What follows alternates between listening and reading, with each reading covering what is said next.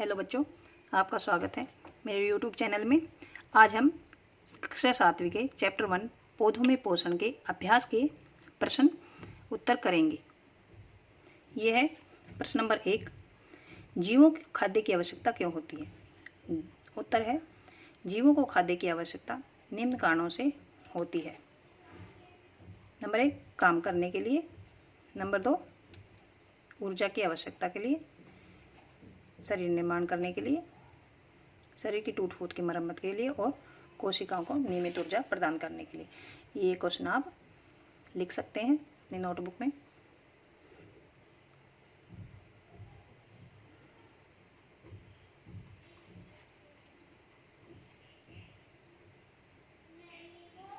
अब आते हैं हम प्रश्न नंबर 2 पर। प्रश्न नंबर 1 हो चुका है, प्रश्न नंबर 2 पर आते हैं। परजीवी और मृतजीवी में अंतर स्पष्ट कीजिए। ये मैं वीडियो में अच्छे से पढ़ा चुकी हूँ। ये परजीवी क्या होते हैं? ये अपना भोजन अन्य जीवों से प्राप्त करते हैं। नंबर 2, परजीवी सामान्यतः परपोषी के शरीर के ऊपर या भीतर रहते हैं।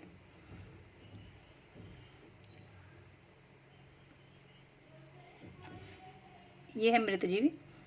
मृतजीवी अपना भोजन जीवों के मरे और गले सड़े जैविक पदार्थों से प्राप्त करते हैं। जो मर जाते हैं या गल सड़ जाते हैं उन पर रहते हैं ये मृतजीवी।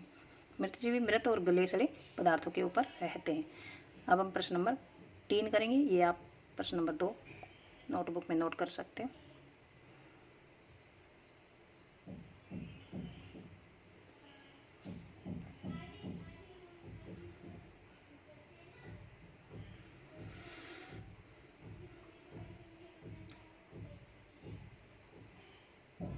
अब आते हैं प्रश्न नंबर 3 पर। यह है ये प्रश्न नंबर 3 है। आप मंड या स्टार्च की उपस्थिति का परीक्षण कैसे करेंगे। ये बुक में बहुत अच्छे से दे रखा है। उसमें है, पत्तियों पर आयोडीन विलयन की बूंदें गिराकर हम मंड की उपस्थिति का परीक्षण कर सकते हैं। जब आयोडीन विलयन मंड के संपर्क में आता है तो एक गहरा नीला रंग आ जाता है। ये आप मत लिखिए।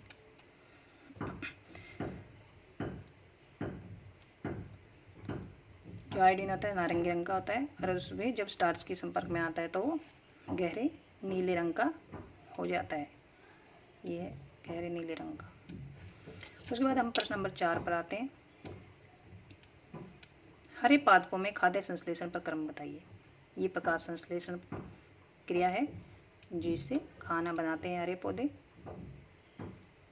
ये है, पादपों में खाद्य संश्लेषण प्रकाश संश्लेषण की क्रिया द्वारा संपन्न होता है। प्रकाश संश्लेषण के दौरान पत्ती की क्लोरोफिल युक्त कोशिकाएं सूर्य के प्रकाश की उपस्थिति में कार्बन डाइऑक्साइड एवं जल से कार्बोहाइड्रेट का संश्लेषण करती हैं।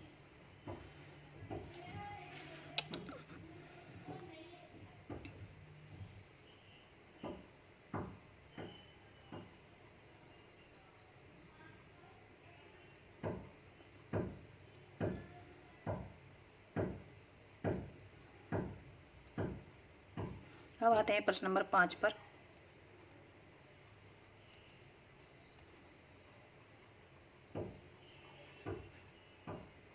यह है प्रश्न नंबर 5।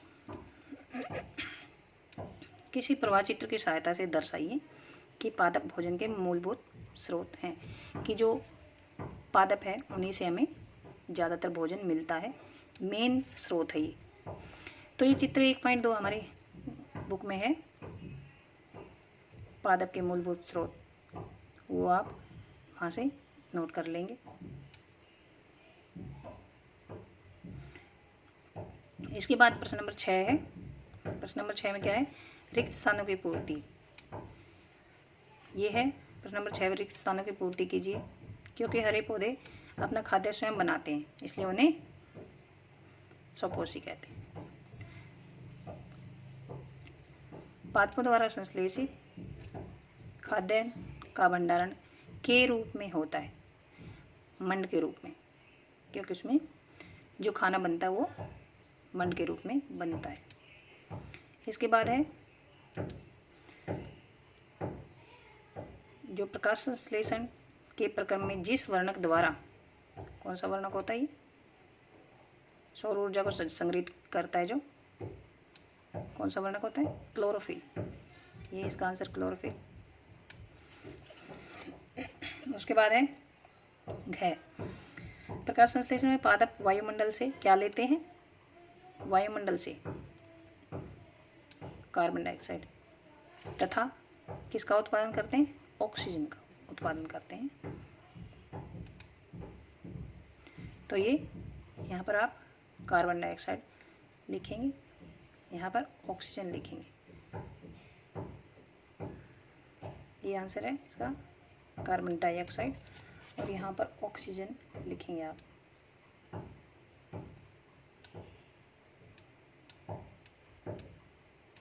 ऑक्सीजन, ऑक्सीजन, जो कि उसमें आंसर में लिख नहीं रखा है, इसलिए मैं यहाँ लिख देती हूँ। तो ये आप भर देंगे इसमें खाली स्थान में।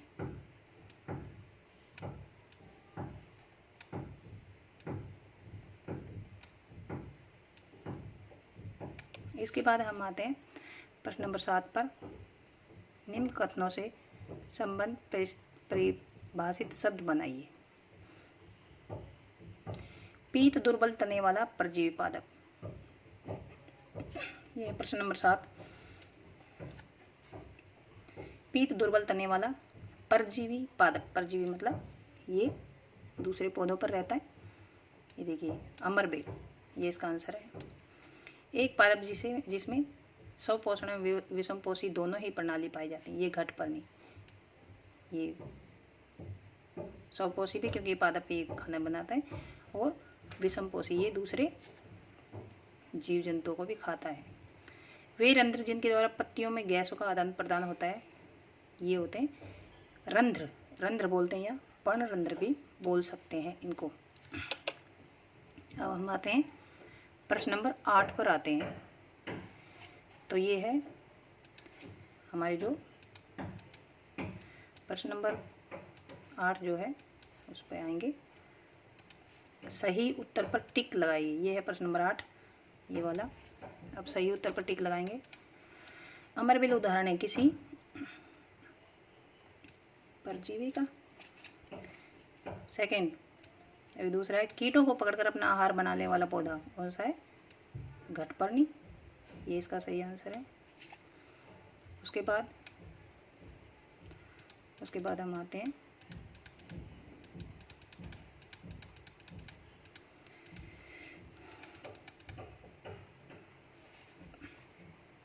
ये आंसर थे दोनों के, ये दे रखे हैं, ये दोनों के आंसर हैं।